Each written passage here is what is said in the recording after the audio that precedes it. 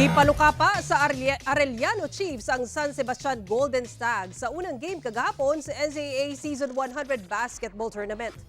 Wala na makabawi ang San Sebastian Golden Stag. Suman kini gilubong sa final score nga 87-73 nga pabor sa Arellano Chiefs. Kini sa pagpanguna ni MC Ongotan nga mitala og 21 points.